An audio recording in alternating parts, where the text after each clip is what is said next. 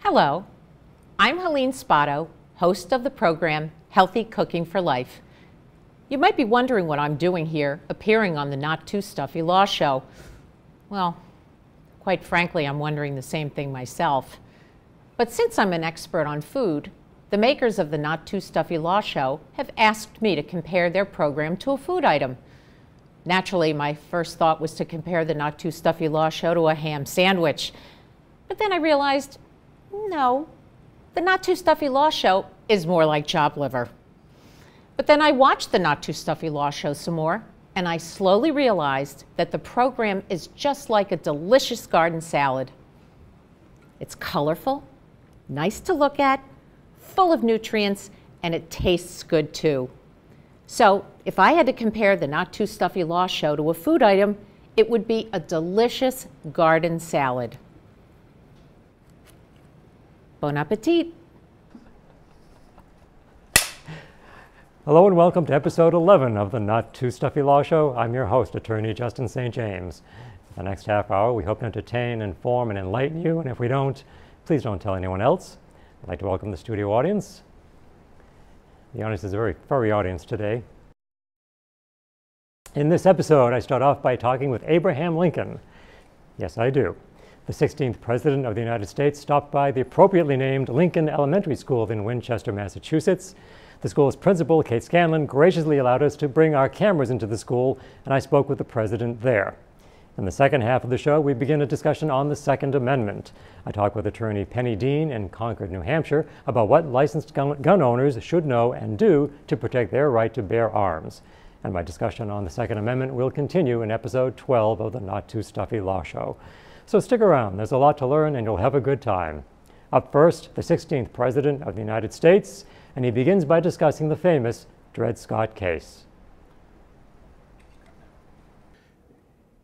With the Emancipation Proclamation, one of the things I tried to do was to convince the slaves in the states in rebellion, because when I issued the proclamation, it didn't free all the slaves. It didn't free the slaves in a lot of border states that were in the Union, and we didn't want to drive those loyal states into the rebellion. Mm-hmm. So it was a bit of a military necessity because we felt that the Emancipation Proclamation would allow those slaves in the South to leave the plantations and join up with the Northern Army if they could and work their way north into freedom. The Dred Scott decision pretty much says that you can go and you would be able to go back in and get them across state lines. So obviously it was something that was, with the Emancipation Proclamation, it was kind of changed the game a little bit. You know, I read an interesting book about that time period, and it said that actually that slavery at the time, right before the Civil War started, that slavery was actually on its way out, that it was being phased out. Yeah, it's a dying system. But then Eli Whitney came along with his cotton gin, and that made it necessary to have more people. Not only that, but you had places where cotton was being cultivated other than the South, places like India. So the world didn't need to get their cotton from the South any longer. They were able to get it other places. So the grip that the Southern plantation owners had with the cotton was dissolving in front of them, and so it was a dying system anyway. The fact that they were trying to fight so fervently to keep the system was a little bit ridiculous because it was already dying a natural death. It was bound to die. The system was bound to die. And the country was moving towards eventual abolition and freedom, emancipation across the board. The only way we could do that, however, was by issuing an amendment, making an amendment to the Constitution. I always said that that was the only way we could free slaves across the nation. I issued the Emancipation Proclamation for the reasons I just said, to allow the slaves to leave the plantations. Now, think about it. If you're a young man, and most of the young men that were of age were already fighting in the war in the South, But if you're off fighting a war, and you know that the slaves are back on your plantation, and they're taking care of the plantation, and thus your family, and everything's being taken care of. But suddenly you find out, wait a minute, they're being told that if they can find their way into the Northern Army, into the ranks, they can work their way north and be free. Well, don't you want to go home and take care of your family? You're going to be a lot less apt to want to keep fighting if you're afraid that your slaves are all leaving the plantation. So in that sense, it was a military necessity, because it would help contribute to the destruction of morale within rebel forces, and destruction of the will of the people of the South to support the war. Let's go back just a little bit, because before you got into politics, you are an attorney. You are a licensed attorney, a lawyer. Tell me about the Duff Armstrong case. I believe that's one that's kind of close to your heart. Yes, it's one of my. Wasn't a very complicated case. I mean, it was a murder trial, but it concerned a friend of mine, his son. It was Jack Armstrong, who was a lifelong friend of mine. Jack and I met when I moved to New Salem when I was a young man. He was the head bully of the village, and him and his boys and his gang were the ones that ran the village. When I came into town, they saw me, and he thought I was a tall drink of water, and I'd better put him down right away so that he knows who's boss. So he challenged me to a wrestling match, and two of us wrestled to the point of exhaustion, and neither one of us getting the upper hand. And finally, we just called it off, and we had a great mutual respect from then on. And like I say, we became lifelong friends. His son, Duff Armstrong, was being accused of murder. The chief witness in the case had said that they saw him kill the person because they could see by the moonlight. See, they were a fairly good distance away. Well, I happened to be in my office one day after the proceedings, and I was looking through the Farmer's Almanac. And as I was looking through it, I realized that on the night of the murder, the witness couldn't have seen from that distance because there wasn't a full moon. It was only a sliver of a moon in the sky that night. And I was able to determine that there's no way the chief witness could have seen the murder. So the next day, I presented that argument in court, and we were able to get him acquitted of murder. So I always found that one of my more interesting cases, using the Farmer's Almanac as a means of defense. Very good. And you're also, something that many people may not know, is that you're also a patent holder.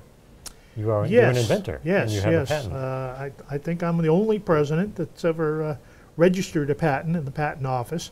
I developed a system of bellows, if you would, that are on the bottom of a riverboat, because quite often riverboats can become stuck on a shoal in the water.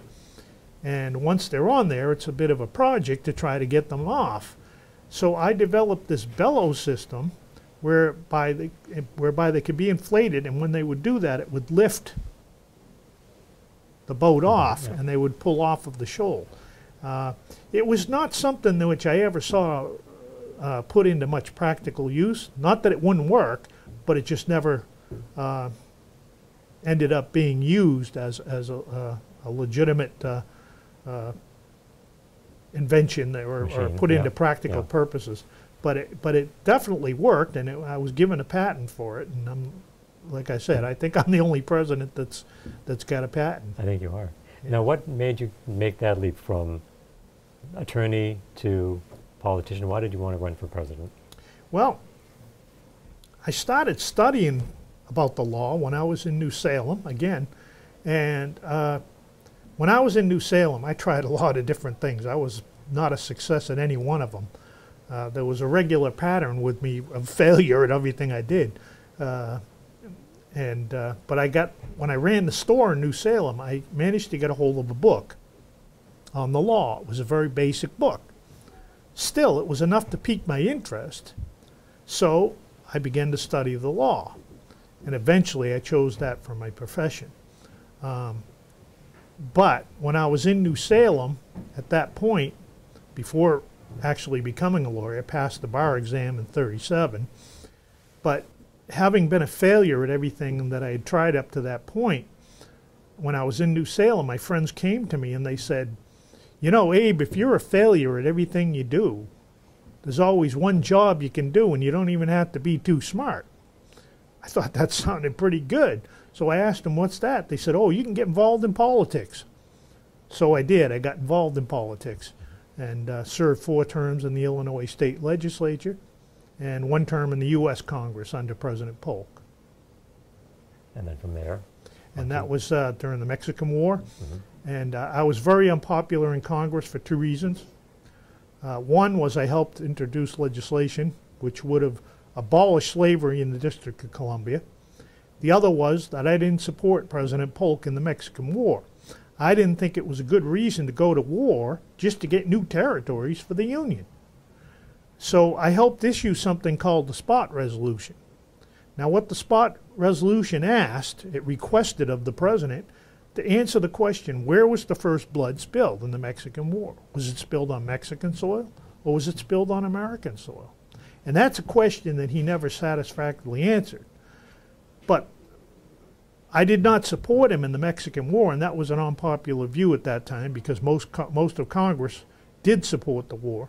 And the fact that I tried to introduce legislation abolishing slavery in the District of Columbia was another unpopular view. So between those 2 things, it's highly unlikely that if I had run for a 2nd term, and I wouldn't have because I had an agreement with the Whig Party. You see, we had an agreement in Illinois. If you ran as a Whig, got elected to Congress, you would serve 1 term, go back home, and let another Whig candidate run. So I had that agreement right from the beginning, so I never intended to run for re-election. But even if I had wanted to, I probably wouldn't have been re-elected because of the 2 reasons that I stated. I was very unpopular in Congress. Yeah. What do you find most challenging about being president? Well, there are a lot of challenges in being president. I find the most difficult thing for me right now is to conduct the war. Early on when I became president and the war first broke out, I couldn't seem to find a general that understood that you have to fight total war, the concept of total war. And I had a lot of generals that were all good corps commanders, but they failed to grasp that concept of total war. So I found that I had to very quickly study war in order to conduct the war.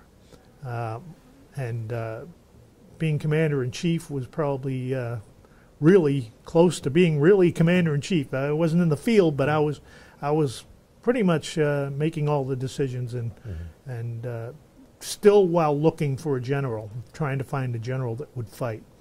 Fortunately, we finally found him in Ulysses S. Grant, who was winning some good victories, Fort Donelson and such, out in the Western theater of the war. And so when I heard so many glowing reports about him, I actually called on him and sent him a message and said I wanted him to come to Washington because I wanted to talk to him. And of course I didn't tell him why at the time, but when he came I appointed him as Lieutenant General of the Armies, which the first one since Washington, and gave him command. So he was the right man for the job. Right time. Okay. And then Mr. Grant has a particular habit, and I'm sure you know, he likes to smoke cigars. Yeah. And he puffs on these big cigars, and when he's putting one out, he's lighting another one with the end of the old one. Just continuous smoking. So we're sitting there having a meeting, and Mrs. Lincoln was in the room, and pretty soon the room was filled with smoke. And she began to gasp and choke and said that, you know, I'll have to leave and come back and talk to you later. Well, the general realized what had happened, and he was mortified that he had driven the First Lady out of the room. So he apologized profusely, and then I leaned over and said, "That's all right, General. Gives me an idea. Might take up smoking myself." How are your boys doing? Very good, very good. Tad keeps me amused even on my darkest days, even the days when I'm most melancholy, which I have occasionally. He manages to amuse me with his antics. His goats are always an amusement. Mm-hmm. He likes to bring the goats into the executive mansion, and he lets them run up and down the corridors. Sometimes he ties them to a chair, and he sits on the chair, and the goats pull the chair along the floor. So he always keeps me amused. And, of course, Robert, my oldest son, is serving on General Grant's staff. And that was a story in itself because Mrs. Lincoln didn't want him going into the military. You see, she'd already lost 2 sons, and she didn't want to lose another one, which is understandable. But she didn't understand my side of it. How can I ask mothers all across the country to sacrifice their sons if I'm not willing to let my son go in the military? And he was eager to go. All his friends had gone into the Army.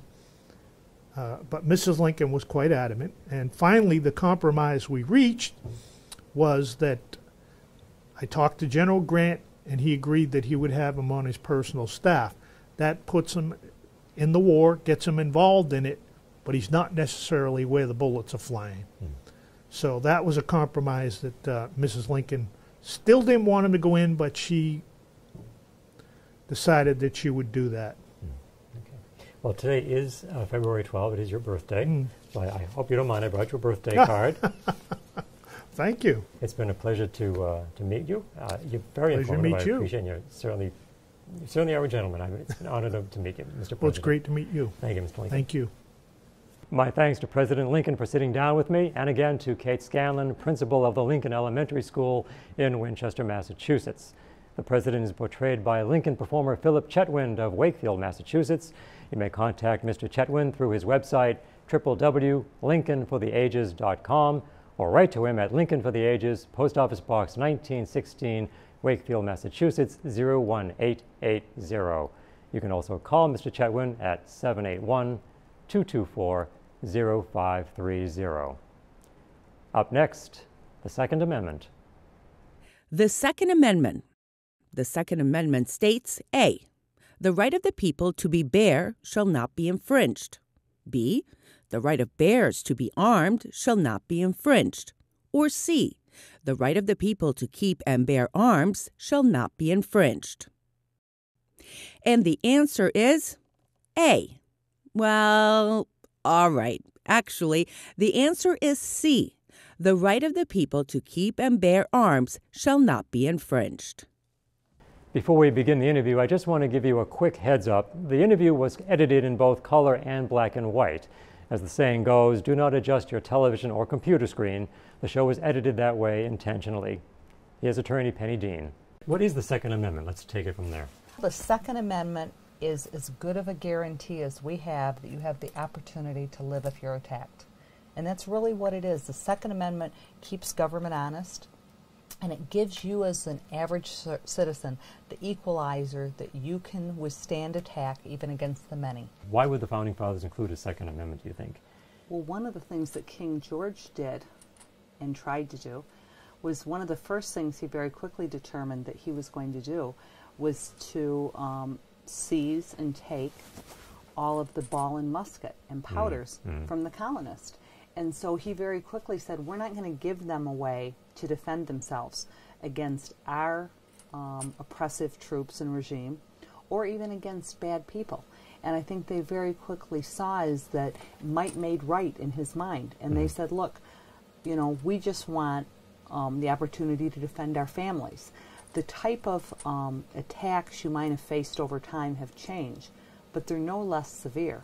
If you're a person getting raped or robbed or beaten in a parking lot, either by maybe excessive force or disparity of force, you don't feel any different than the colonists did when a bear was attacking them. All you know is you're going to die, and most people don't want to die. And so I think that really what we're talking about is simply the opportunity to defend ourselves and our family. The saying is, if it weren't for the Second Amendment, there wouldn't be a First Amendment. That's absolutely true. Because of government oppression, You know, they say that power corrupts and absolute power corrupts absolutely. There are people who believe in government today that we should just pay our taxes and let them take care of us because they're smarter and better than we are and do what they say. And so we really need the right and the ability, if it ever becomes necessary in our society, to revolt. And people laugh about that. And I say, but under King George we did that. You know, we had an established government. And we made a decision when things got so oppressive. And if you look at some constitutions like New Hampshire, we have the right of revolution in our Constitution. And why is there opposition to the Second Amendment? Is that something new, or is that something that's always been there? Or I think there's an ebb and flow in that. And there's always people, especially what I call the dictator type, that want to say that we don't want you to have any opportunity to protect yourself. Because that way you need government to protect you. And if you look at the communist regime countries or countries where firearms aren't allowed, they haven't done a very good job of that. Since time immemorial, there have been people who want to be what I call part of the nanny state. They want to tell me I can't have a pot bigger than 16 ounces. They want to tell people who want to smoke they can't smoke. They want to tell you all these things that are good for yourself, like probably I shouldn't have any more candy, or something, you know, so it'd be healthy for myself. And they're people who just want to butt into other people's business and run their life. They want to do everything. And then there's also people who are just not realistic. They think that if you get rid of firearms, we won't have any more violence. Well, that's just plain crazy. There are days in China where guys with a knife stab 26 students. You're going to get rid of the kitchen knives too? so when you talk about the ebb and flow of gun control, when people say, well, there are so many high-powered weapons these days, do we need to have all sorts of weapons available to citizens? Do we need that, or is it fair to say, well, we could ban some types of weapons that are too powerful?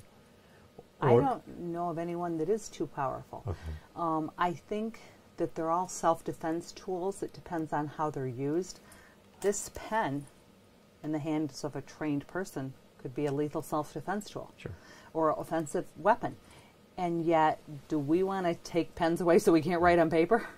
You know, but by golly, we'd probably save a few murders a year from pens. And so I think that there is no such thing as, quote unquote, too powerful. I think we have to look at each one of us is responsible for our actions. So if you commit a criminal act with whatever, you're going to be held accountable in a court. Now, let's talk about some situations in New Hampshire. We're in New Hampshire now. If a licensed gun owner is driving his car and he's pulled over for speeding, police officer knocks on the window, license and registration, driver's license registration. By the way, sir, do you own any? Would he say, do you own any firearms, or would he ask that question, or would he not even? It depends on the officer, and Okay. I tell people in New Hampshire, because other states have different laws, my answer is, You're writing a book? yeah, you're writing a book. Why are you asking me that question? Yeah. That's the same question as how much money do you have in your bank account, or how, what color underwear are you wearing? Yeah. It's really not their business. And ones that say it pertains to officer safety, I am beyond offended by that comment, because you're a licensed law-abiding gun owner, and there's a presumption merely because you have a firearm that there could be something else. So I liken that to, I simply wouldn't answer the question. Okay. You know, they have the right to check your license to make sure you have a valid operating license, because you're operating on a public road, presumably, and they have the right to make sure your automobile's registered, because in New Hampshire we're required to do that. Above and beyond that, those type of questions, it's just like walking down the street. I've actually been accosted walking down the street. The police stop you, and they try and do this, what I call stop and talk, and then get to the frisk part. And my answer is, am I being detained? If I'm walking along and some cop comes up to me, usually I'll cross the other side of the road, because the thing is, he's not going to come and give me a birthday cake. You know, there's nothing that, good's going to come out of this, and so I simply avoid them. But the bottom line is, in this particular case, is I just ask them politely, am I being detained? And I liken it to a kid. You ever seen a 2-year-old that wants ice cream? You can show them a pen or you can show them a toy, and they got ice cream on their mind. They want ice cream. You can't get them, dissuade them, because they're going to keep saying they want ice cream.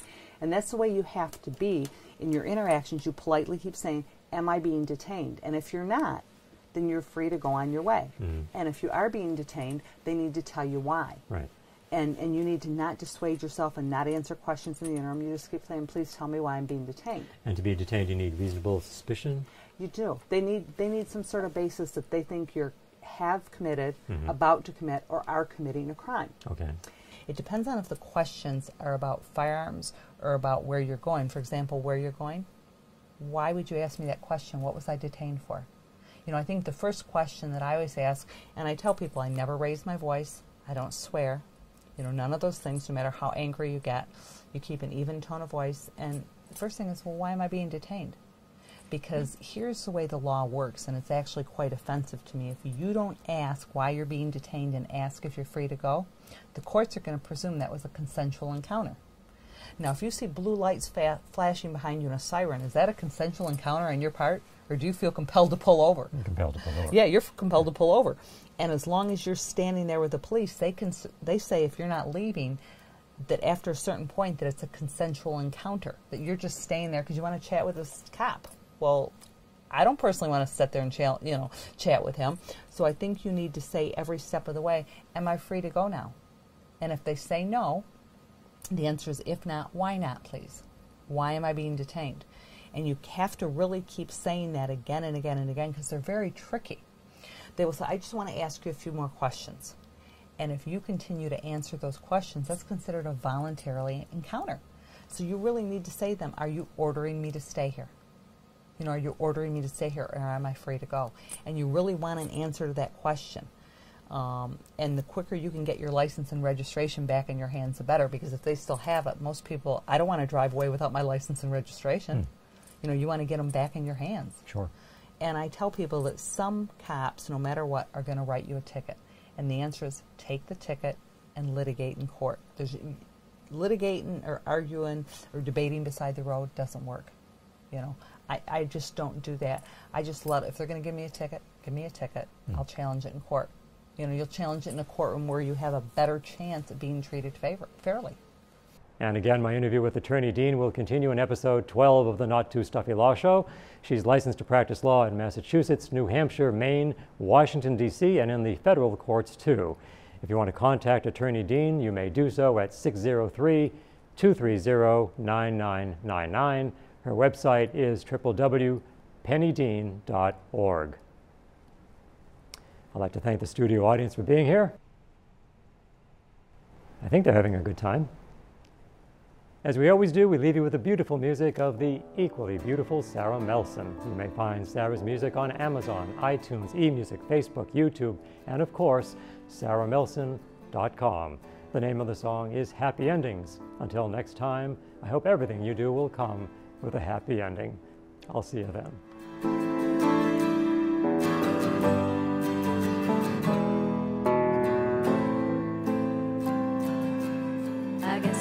Never realized how badly I needed to be surprised.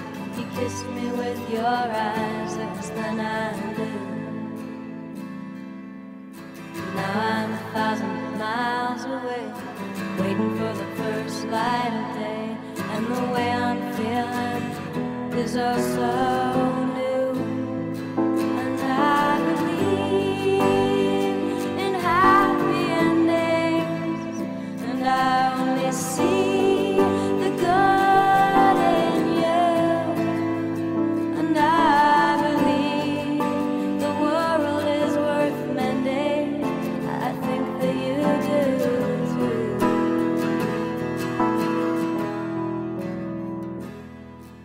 I know that you're an optimist. You're pretty impossible to resist.